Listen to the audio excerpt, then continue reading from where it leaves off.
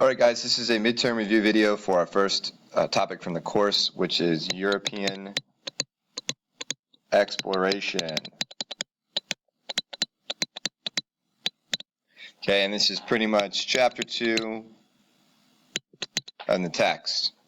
Okay, so we talked about Europeans becoming interested in exploring the world and some of the consequences of that, and how that led to some economic rivalry, how that led to some religious rivalry,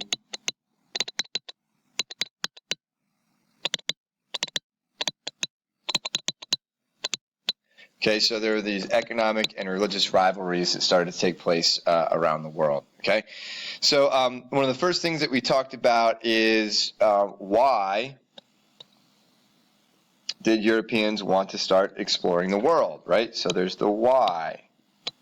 Okay, and it has to do with the 4 G's, if you recall, right? Which are gold, God, glory, and then our final G is gadgets. Okay, and so these explain why Europeans were were interested in exploring the world. So the first one has the gold, and that's basically profit from trying to reach Asia and benefit from trade with Asians, and particularly in the spice trade, which was a valuable commodity in Europe.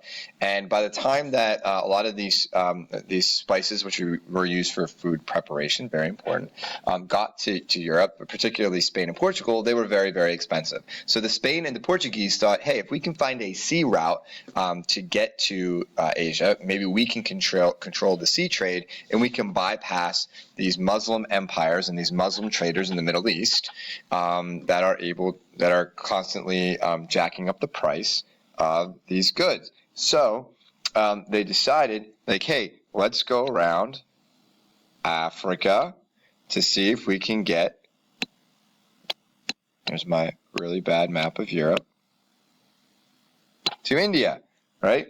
So they said, hey, let's go along the coast here and see if we can get to India that way, and then we can bring stuff back with us to the other side of Europe. Okay, and that's really what started it all, and the Portuguese led the way along with the Spanish, and that started really the sea trade to Europe.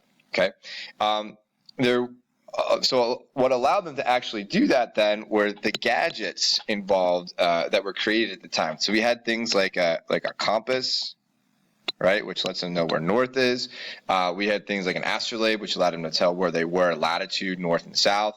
The Europeans developed some new ships that were much, much larger and had these beautiful things that had triangular sails on them so they could sail into the wind. Those things were called caravels. And of course, we can't forget about the printing press, which allowed Europeans to draw better maps and write down the information about how to get where they were going and then reproduce it so people could read it. Okay, and one of those really important books that we learned about came from Marco Polo about his travels in China. Okay, so those gadgets played an important role in allowing this particular event to happen.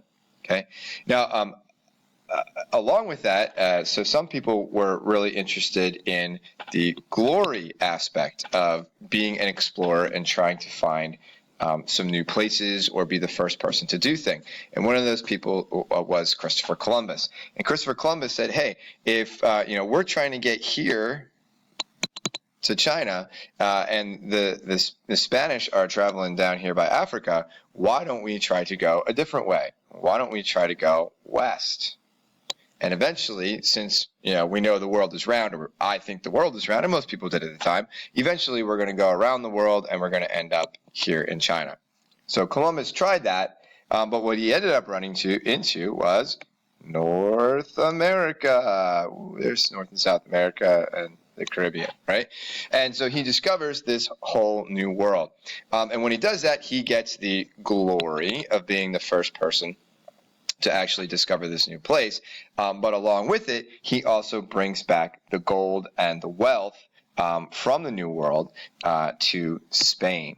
All right, and so we have all this gold going back and forth. All right, so some people wanted to be the first people to do things, and they also wanted the wealth that goes along with it. So again, wealth, gold, fame, glory, gadgets allowed it, right? And we talk about where does the God part of this come in, right? So part of Europeans' motivation for exploring the world also had to do with spreading a particular religion, and that religion was Christianity, right? So spreading Christianity, right? There's our cross. So again, most Europeans were Christians, right? And there's Europe, and there's Italy, the boot, and all that, right? And there's England and Ireland. So most Europeans were Christian, but within Europe there started to be this divide between different groups of Christians in this event that we call the Protestant Reformation. So what we start to see happening in Europe is these green areas through the Protestant Reformation and through the works of a gentleman named Martin Luther.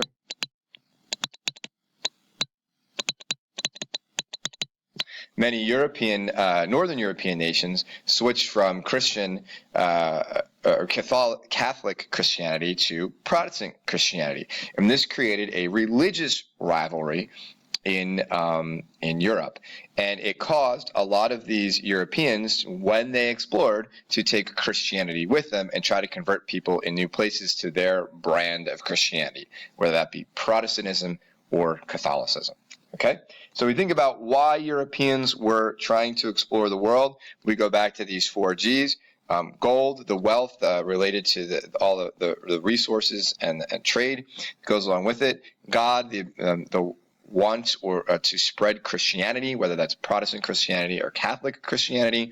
Glory, the fame that goes along with something, or the power of the nation once they found something new. And of course, those gadgets that allowed Europeans to actually carry through on those explorations. So there's a quick review of, again, European exploration, right? And we're thinking about the economics and the religions part of it from chapter 2.